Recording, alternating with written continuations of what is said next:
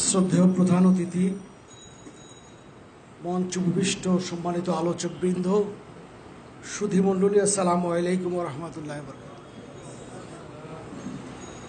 বাংলাদেশের 3 থেকে 4 জন আলেম আছেন যাদের সাথে আমাদের প্রজন্মের সম্পর্কটি হয়েছিল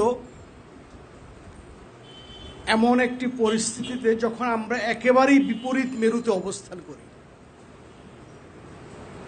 আমি এর মধ্যে একজনের নাম স্মরণ করতে চাই, যিনি আমাদের সকলেরই ঘনিষ্ঠ বন্ধু ছিলেন, লোকমান ভাইয়ের অত্যন্ত ঘনিষ্ঠ ছিলেন, মিরাজুল ইসলাম আব্বাসী।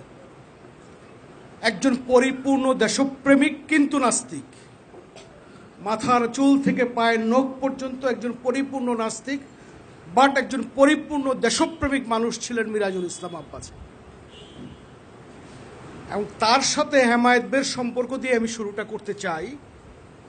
প্রথম দিনে মিরাজুল ইসলাম আব্বাসী এদেশের আলেম ওলামা ইসলামী আন্দোলন সম্পর্কে ঘণ্টা দেড়েক যেভাবে গালাগালি করেছিলেন, আমার মনে হয় যে কোনো সুস্থ মানুষ মিরাজ ইসলাম আব্বাসীর সাথে সম্পর্ক তারপরেও রাখবে, এটি কল্পনাতীত। আমিও পরিপূর্ণ মুসলমান আমি দাবি করি না, আমি হয়তো বংশগত কারণে মুসলমান, পিতা মুসলমান, সে কারণে একটু প্র্যাকটিশনার আপনাদের মতো 5 ওয়াক্ত নামাজিও না, কিন্তু আমি বিশ্বাস করি মহান গরিয়ান খুদা আল্লাহ রাব্বুল ইজ্জত আলামিন সমস্ত কিছু। মিরাজ ভাই সেটাও বিশ্বাস করতেন। সেই মিরাজ আব্বাসীর সাথে হেমায়েত ভাইয়ের সম্পর্কটি এত আন্তরিক পর্যায়ে পৌঁছলেন যে একটি সময় মিরাজ আব্বাসী নামাজও শুরু করলেন। এই নিচতলায় মাওলানা মহিউদ্দিন খান সাহেবের অফিস ছিলেন। আমাদের সময় একটা কালচার ছিল, আপনারা যারা ইসলামী রাজনীতি করেন তারা আমাদেরকে মনে করতেন কাফের, মুশরিক, আমরা জাহান্নামী। আবার আমরা যারা আধুনিক রাজনীতি করতাম অথবা কমিউনিস্ট রাজনীতি করতাম, বামপন্থী রাজনীতি করতাম, আমরা মনে করতাম যে আপনারা হচ্ছেন ব্যাকডেটেড।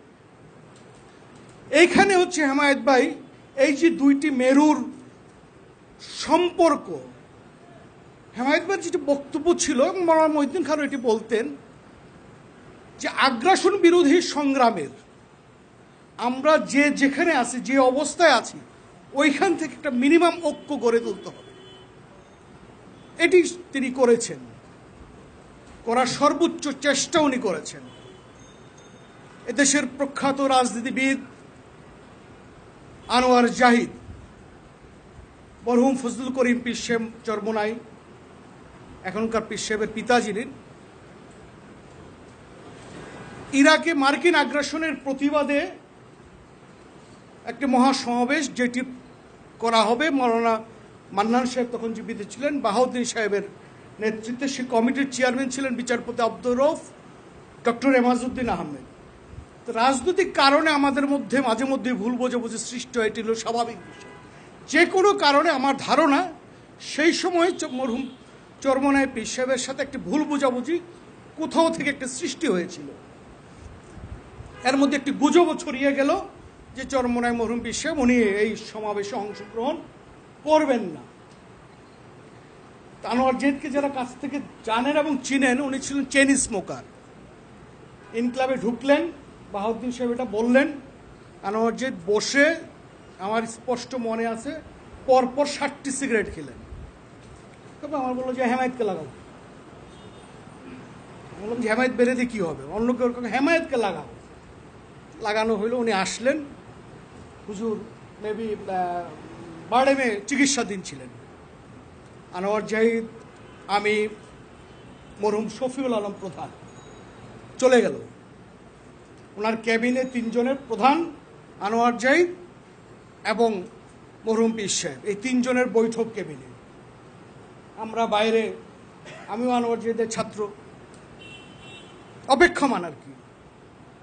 20 থেকে 25 মিনিট আনোয়ার জাহিদ বের হয়ে আইসা বললেন, হেমায়েত সাহেব আপনার দায়িত্ব, পরশুদিন সমাবেশ ওভারফ্লো হবে। মানে এই যে ভুল বুঝাবুঝি, তাৎক্ষণিক সমস্যার সমাধান করার যে গুণ, এটি যদি আপনি দেখেন, সেই দিন যদি এই কাজটি অভিমান করে, এই অভিমানের জায়গাটা যদি থেকেই যেত, তাহলে হয়তো সমাবেশ সফল হতো না। সমাবেশ সফলের মধ্য দিয়ে হয়তো আমরা ইরাককে বাঁচাতে পারিনি, কিন্তু এই সমাবেশ সফলের মধ্য দিয়ে যেটি হয়েছিল যে আধুনিক মানুষ এবং ইসলামী মানুষগুলি এক মঞ্চে, এ মাথা থেকে ও মাথা পর্যন্ত এক মঞ্চে উঠতে সক্ষম হয়েছিলেন, এটি হচ্ছে অধ্যাপক এটিএম হেমায়েতুদ্দিন সাহেব। যেটি অনেকে বলেছেন, হেমায়েত ভাইয়ের বন্ধু বলেছেন, লোকমান ভাই, আমরা তো হেমায়েত ভাইয়ের ছোট ছিলাম, আমাদের জীবনেও হেমায়েত ভাইকে কখনো আমরা রাগ করে আমাদের সাথে কথা বলতে শুনি নাই। আমার মনে হয় যে গত 7 বছর যাবৎ হেমায়েত ভাইয়ের সাথে আমার সরাসরি দেখা নেই। হয়তো রাস্তাঘাটে কখনো হুটহাট একটু দেখা হলো, একটা 1-2-3 মিনিটের জন্য ছিল, কিন্তু 2টি ঈদে ফোন করা। যেমন মরহুম শফিউল আলম প্রধান, আমার কোনো আর্টিকেল কোনো পত্রিকায় প্রকাশিত হলে যেই লোকটি সর্বপ্রথম আমাকে ফোন করতেন তারা হলো শফিউল আলম প্রধান, কমরেড তোমার এটা পড়লাম। আর দ্বিতীয় যে লোকটি সেটি হচ্ছে হাফেজ মাওলানা এটিএম হেমায়েতুদ্দিন আহমেদ। সে সম্মিলিত সংগ্রাম পরিষদ থেকে তার সাথে আমাদের সম্পর্ক, এবং আধুনিক মানুষগুলিকে ইসলামী লাইনে মানে ইসলামী রাজনৈতিক নেতৃত্বের সাথে যে সুসম্পর্ক তৈরি করার যে সেতু বন্ধনের ক্ষমতা তার ছিল, এরকম নেতৃত্ব চলে যাওয়ার মধ্য দিয়ে আমি মনে করি বিশাল একটি শূন্যতা তৈরি হয়েছে। এই শূন্যতা পূরণের জন্য আপনাদেরকে দায়িত্ব গ্রহণ করতে হবে। আমি মনে করি বাংলাদেশ এখন মহা বিপর্যয়ের সম্মুখীন। আধিপত্যবাদ সাম্রাজ্যবাদী শক্তি প্রতিনিয়ত বাংলাদেশকে একটি ব্যর্থ রাষ্ট্রে পরিণত করার ষড়যন্ত্র করছে। এখানে আমি মনে করি লা ইলাহা ইল্লাল্লাহু মুহাম্মাদুর রাসূলুল্লাহ সাল্লাল্লাহু আলাইহি ওয়াসাল্লাম এটি যারা বিশ্বাস করে শুধুমাত্র তাদেরকে ঐক্য করা উচিত। দ্বিতীয়ত হচ্ছে সাম্রাজ্যবাদ এবং আধিপত্যবাদের বিরুদ্ধে যারা সংগ্রাম করছে, যে অ্যাঙ্গেল থেকে সংগ্রাম করছে, তাদের সাথে বসুন। আপনারা ইসলামী আন্দোলন বাংলাদেশ ইসলামী দলগুলোর মধ্যে এই মুহূর্তে একটি কার্যকর রাজনৈতিক দল হিসেবে প্রতিষ্ঠিত হয়েছেন। কার্যকর দল প্রতিষ্ঠিতের মধ্য দিয়ে আপনাদের কিন্তু দায়িত্ব অনেক বেশি বেড়ে গেছে। এই দায়িত্বটি আপনাদের পালন করতে হবে। এটি যদি না করেন, এই রাষ্ট্র যদি ব্যর্থ রাষ্ট্র পরিণত হয়, আপনারা যেমন ক্ষতিগ্রস্ত হবেন, আমরাও একইভাবে ক্ষতিগ্রস্ত হব। সুতরাং আমি মনে করি যে আধিপত্যবাদ এবং সাম্রাজ্যবাদ বিরোধী যারাই লড়াইটি করতে চান, যে যেখানে আছেন তাদের সাথে কথা বলুন, এবং তারাও যাতে আপনাদের সাথে সুসম্পর্ক স্থাপন করতে পারে। মাঝখানে যে বাধাগুলি আছে, এই বাধাগুলিকে অন্তত সরিয়ে দিন। আমি মনে হয় যে একটি বৃহত্তর ঐক্য হওয়া সম্ভব। সে ঐক্যের মধ্য দিয়ে বাংলাদেশের দ্বিদলীয় ধারার বিরুদ্ধে একটি নতুন রাজনৈতিক ধারা তৈরি করা সম্ভব। এই কথাগুলি বলে অধ্যাপক মাওলানা এটিএম হেমায়েতুদ্দিন সাহেবের প্রতি গভীরতম শ্রদ্ধা নিবেদন করে কাইয়ুম ভাইয়ের প্রতি আমি কৃতজ্ঞতা জানাচ্ছি। আসলে আমার শরীরটা খুবই খারাপ, গত 7-8 দিন যাবৎ আমার প্রেশার এত বেশি অ্যাবনর্মাল যে আমি বাইর হব কি হব না, মানে খুব দ্বিধাদ্বন্দ্বের মধ্যে ছিলাম। কাইয়ুম ভাই আমাকে বাসা থেকে বের করতে বাধ্য করেছে আর কি অনেকটা। আমি কাইয়ুম ভাইয়ের প্রতি কৃতজ্ঞ। আমি আপনাদের প্রতি একটি অনুরোধ, নায়েবে আমির সাহেব আছেন, ওনার প্রতিও আমার অনুরোধ, যত বড় রাজনৈতিক দল হবেন ওখানে কিন্তু আপনার দায়িত্ব শেষ না যে আমি একটি কার্যকর বড় দল হলাম আমার দায়িত্ব শেষ। যত বড় দল হবেন তত দায়িত্ব বৃদ্ধি পাবে, অভিভাবকের জায়গাটা আপনার জন্য নির্ধারিত হবে। সুতরাং আমরাও আপনাদের কাছ থেকে অভিভাবক সুলভ আচরণ প্রত্যাশা করি। এই কথাগুলি বলে আপনাদের প্রতি কৃতজ্ঞতা জানিয়ে আমি আমার বক্তব্য শেষ করছি। আল্লাহ হাফিজ। সাবেক কেন্দ্রীয় প্রচার সম্পাদক মাওলানা সুরুজ্জামান। আসসালামু আলাইকুম রহমতুল্লাহি ওয়া বারাকাতুহু। ইসলামী যুব আন্দোলন কর্তৃক আয়োজিত মরহুম মাওলানা এটিএম হেমায়েতুদ্দিন রহমতুল্লাহ আলাইহির জীবন ও কর্মশীর্ষক আলোচনা সভার সম্মানিত সভাপতি, আজকের এই মহতী অনুষ্ঠানের মহতারাম প্রধান অতিথি শায়েখে চরমনাই, মঞ্চে উপবিষ্ট নেতৃবৃন্দ, আগত সুধীবৃন্দ, মাওলানা এটিএম হেমায়েতুদ্দিন রহমতুল্লাহ আলাই কর্মজীবন সম্পর্কে দীর্ঘক্ষণ যাবৎ আলোচনা এবং তার রুহের মাগফিরাত কামনায় অনেকেই বক্তব্য রেখেছেন। আমাকেও এই সুযোগ দেওয়ার জন্য আমি এই সংগঠনের প্রতি কৃতজ্ঞ। মাওলানা এটিএম হেমায়েতুদ্দিন ছাত্র জীবন থেকে কর্মজীবন পর্যন্ত একটি সংগ্রামী জীবনের নাম।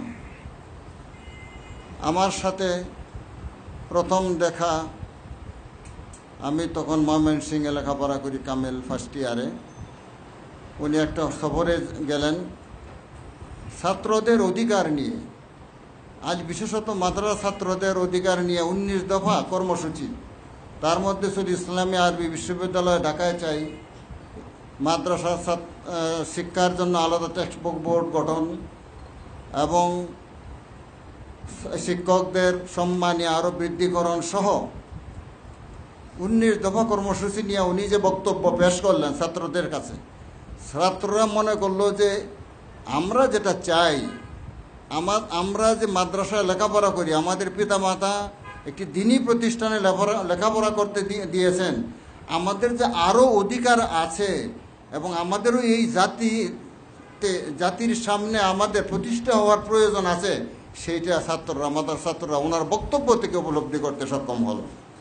আমি নিজেও এমন উদ্বুদ্ধ হলাম যে আমি সেখানে কাজ করে জেলা শাখার সভাপতি, পরবর্তীতে কেন্দ্রীয় সহসভাপতি, ঢাকা আলিয়ার সভাপতি, সেই হেমায়েত উদ্দিন ভাইয়ের নেতৃত্বেই আমরা পরিচালিত হলাম।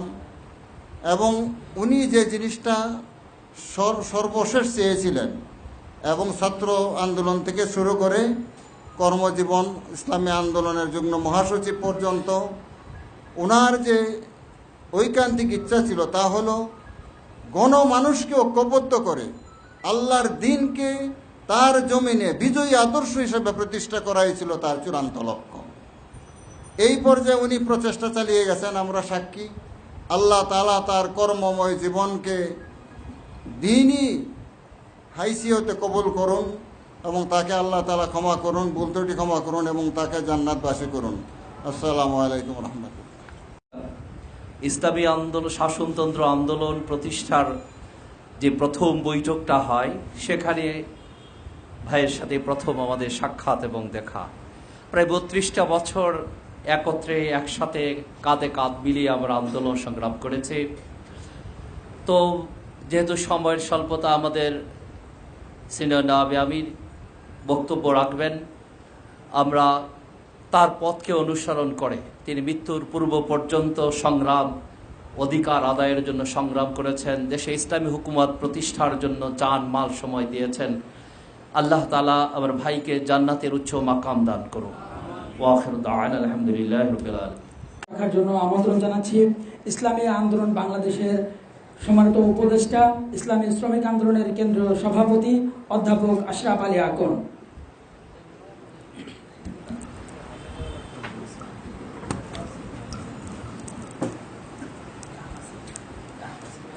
আসসালামু আলাইকুম ওরহমতুল্লাহ বরকাত।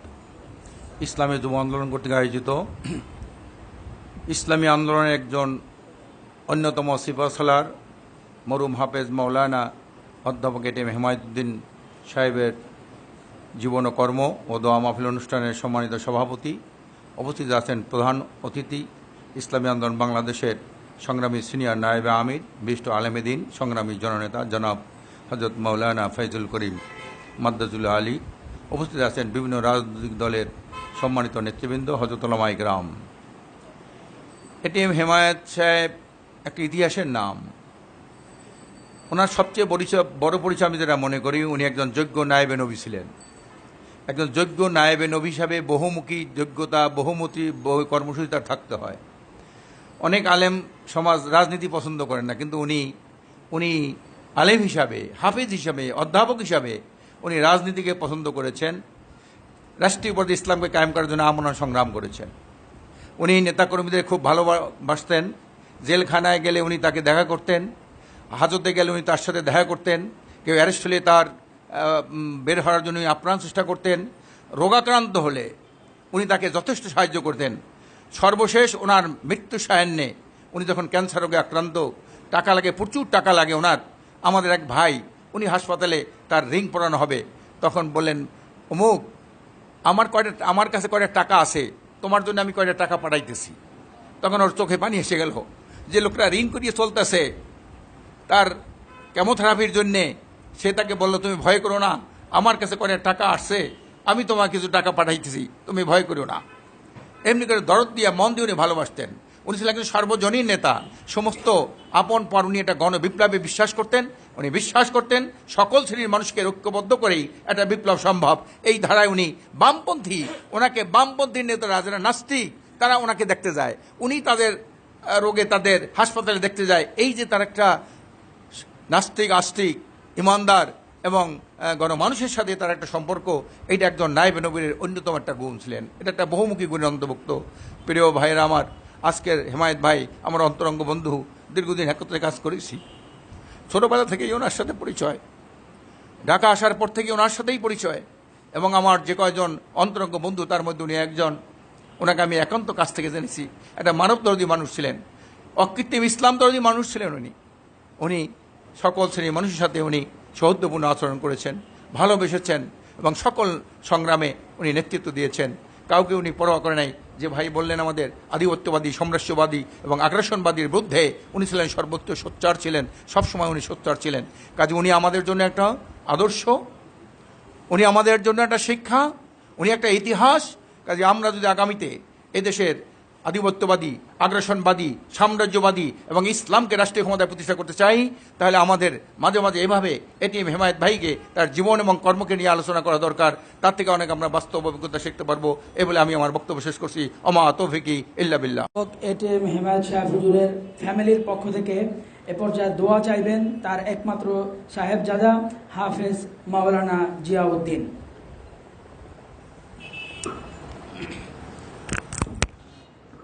আসসালামু আলাইকুম ওয়া রাহমাতুল্লাহ। আহমাদুহু ওয়া নুসাল্লি আলা রাসূলিল কারীম। ব্যক্তিগতভাবে আমি জিয়াউদ্দিন এটিএম হেমায়েতুদ্দিন রহমতুল্লাহ আলাইহির ঔরসজান জাত সন্তান ছাড়া বাকি এখানে দাঁড়িয়ে আপনাদের সামনে কথা বলার কোনো যোগ্যতা আমার নাই। তো আপনারা আমাকে এখানে তার জন্য দোয়া প্রার্থনা করার যে সুযোগ দিচ্ছেন, এর জন্য আপনাদের সবার কাছে আমি শুকরিয়া জ্ঞাপন করছি। রাজনৈতিক এবং রাষ্ট্রীয়ভাবে এটিএম হেমায়েতুদ্দিন রহমতুল্লাহ আলাইহির যে অবদান, এটা আপনারা আমার চেয়ে এবং পারিবারিক আত্মীয় স্বজনের চেয়ে আপনারাই বেশি এই ব্যাপারে জানেন এবং আপনাদেরই অভিজ্ঞতা। তো এই ব্যাপারে আমার কোনো বক্তব্য নেই।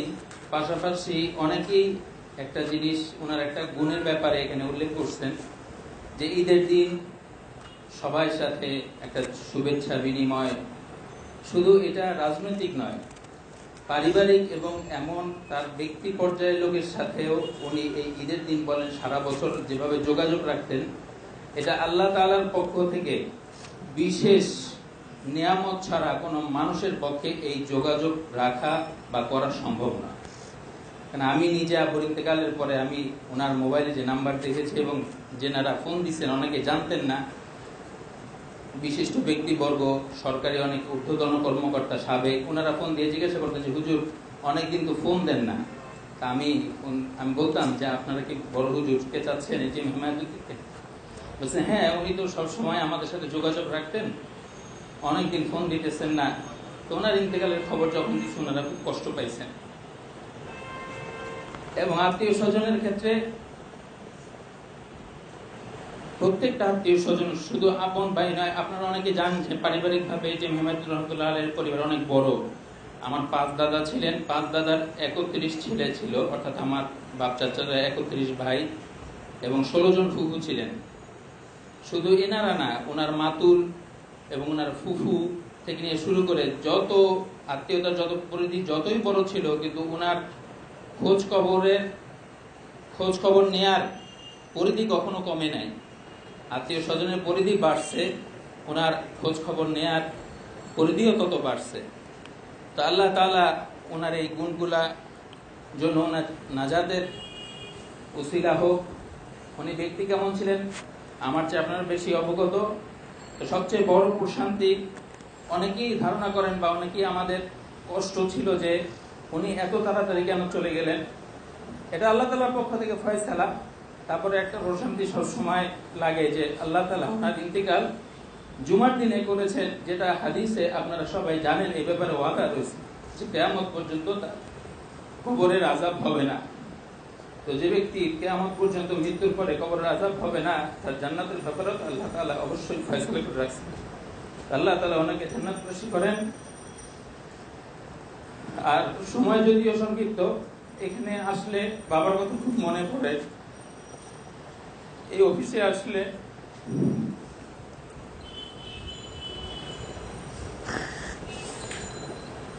বাসায় থাকলেও এতটা মনে পড়ে না, যখন এই অফিসে আসি খুব মনে পড়ে।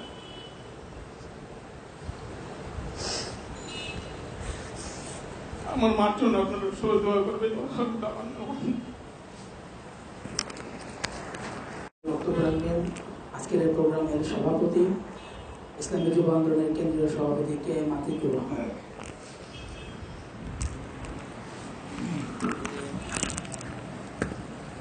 আসসালামু আলাইকুম ওয়া রাহমাতুল্লাহ। ইসলামী যুব আন্দোলন কর্তৃক আয়োজিত আজন্ম বিপ্লবী নেতা অধ্যাপক এটিএম হিমায়তুদ্দিন রহমতুল্লাহি আলাইহি স্মরণে আলোচনা সভা এবং দোয়া মাহফিলের মোহতারাম প্রধান অতিথি, অন্যান্য অতিথিবৃন্দ এবং উপস্থিত শ্রোতামণ্ডলী, বক্তব্যের সময় নাই। আপনারা দীর্ঘক্ষণ ধরে যে বক্তব্যগুলো শুনেছেন, আলোচনা শুনেছেন, আসলে ওনার জন্য অনেক দীর্ঘ সময় নিয়ে আমরা হয়তো স্মৃতিচারণ শোনার জন্য আয়োজন করতে পারিনি, এই জন্য দুঃখ প্রকাশ করছি। আর অনেক সময় নিয়ে আয়োজন করা উচিত ছিল। তারপরেও আমাদের ডাকে সাড়া দিয়ে যে সমস্ত মেহমানবৃন্দ এসেছেন, আলোচনা করেছেন, কষ্ট করে এসেছেন, এজন্য আপনাদের প্রতি আমরা কৃতজ্ঞ।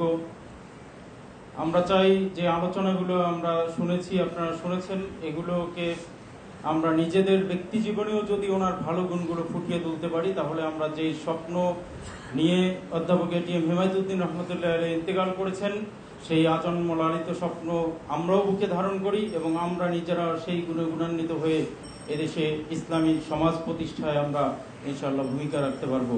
আমরা সবার কাছে ওনার মাগফিরাতের জন্য দোয়া চাই। আল্লাহ তাআলা যাতে ওনাকে জান্নাতবাসী করেন এবং ওনার মর্তবা উঁচু করেন। আল্লাহ তাআলা আমাদের সবাইকে নেক হওয়ার তৌফিক দান করুন। الكريم أما بعد فأعوذ بالله من الشيطان الرجيم بسم الله الرحمن الرحيم كل نفس ذائقة الموت صدق الله العلي العظيم। আসলে একজন রাজনীতিবিদের যতগুলি গুণ থাকার প্রয়োজন, আমি এটিএম হিমায়তুদ্দিন রহমতুল্লাহ আলাইহির মধ্যে ততগুলি গুণ দেখেছি, কোনো গুণেরই কমতি আমি দেখিনি। নেতা কর্মীদের প্রতি যে আচরণ হওয়া দরকার, সে সম্পর্ক যেভাবে রাখা দরকার, যত বেশি সময় দেওয়া দরকার, যত ত্যাগী হওয়া দরকার, যত অর্থ ব্যয়ের দরকার, জেলে গেলে নেতা কর্মীদের খোঁজ খবর নেওয়ার দরকার, হসপিটালে একজন কর্মী ভর্তি হলে তার সেবা শুশ্রূষার প্রয়োজন, পারিবারিক কী অবস্থা সেই খবর নেওয়ার দরকার, একজন কর্মীর চেহারার দিকে তাকিয়ে সে কী চায় না বললেও তার সমাধান করার দরকার। একজন নেতার যতগুলি গুণ থাকার প্রয়োজন, সমস্ত গুণগুলি আমি হেমায়েত ভাইয়ের মধ্যে দেখেছি। আমি এর জন্য অনেককেই বলেছি, আসলে নেতৃত্ব শিখতে গেলে হেমায়েত ভাই অনুসরণ করার প্রয়োজন। পুলিশ ডিপার্টমেন্ট বলেন, হয়তোবা শিক্ষায় অনেকে তার চেয়ে কম ছিল, কিন্তু তার কাজ আদায় করতে হবে। মনে হয় তারা পুলিশের সাথে এমন ব্যবহার করতেন, মনে হয় যে অনেক সিনিয়রিটি, সে অনেক সম্মানিত। এইভাবে একজনের থেকে কীভাবে কাজ আদায় করতে হয়, এই গুণ যদি কেউ শিখতে হয়, তাহলে হেমায়েত ভাইকে অনুসরণ করার দরকার আছে। সেখানে বাহামকে দেখালে চলবে না যে আমি হাঁটাম, ব্যাস সেও শ্রদ্ধা সম্মান করছে, তার শ্রদ্ধা সম্মানের কারণে বা সে কাজটা ফয়সালা করে দিয়েছে। এই যে একটা গুণ সাংবাদিকদের সাথে, এই যে আমার ভাই বলছেন, নেপের ভাই বলছেন, আসলে কিসের নাস্তিক কিসের আস্তিক, যতগুলি প্রোগ্রাম হইতো, মিছিল হইতো, এই কার প্রোগ্রাম কার মিছিল দেখার প্রয়োজন নাই, বা দেশের পক্ষে স্লোগান ধরছে তো সেও সাথে সাথে হাঁটা শুরু করছে। কি ভাই বামপন্থীদের না ডানপন্থীদের সেই খবর তার নেই।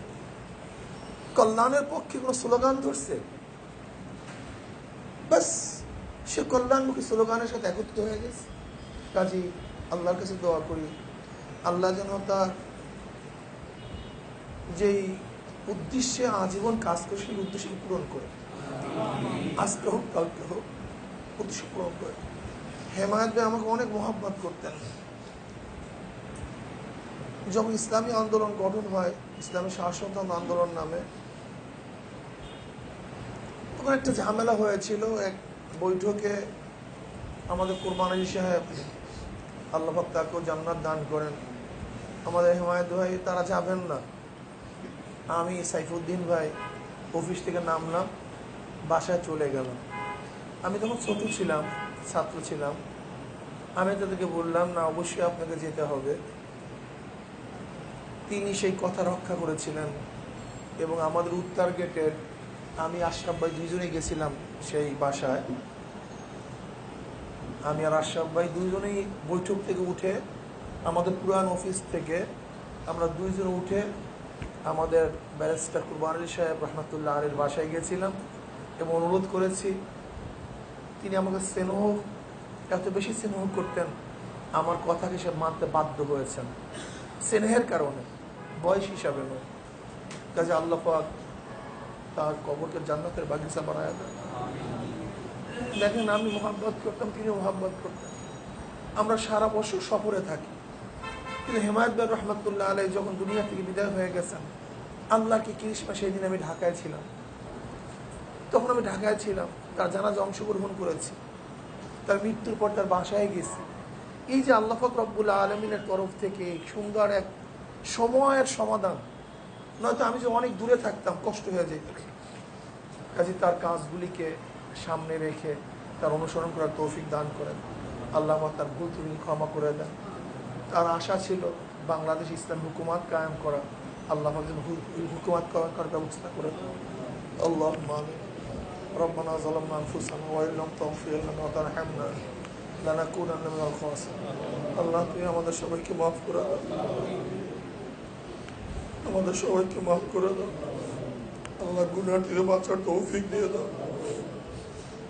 আল্লাহ আমাদেরকে গুনাহ থেকে বাঁচার তৌফিক দিয়ে দাও। আল্লাহ গুনাহ থেকে বাঁচার তৌফিক দিয়ে দাও।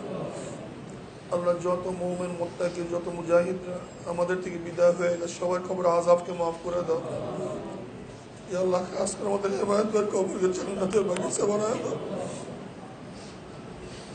আল্লাহ, মানুষ হিসাবে হাজারো ভুল থাকবেই, তার ভুলগুলিকে ক্ষমা করে দাও।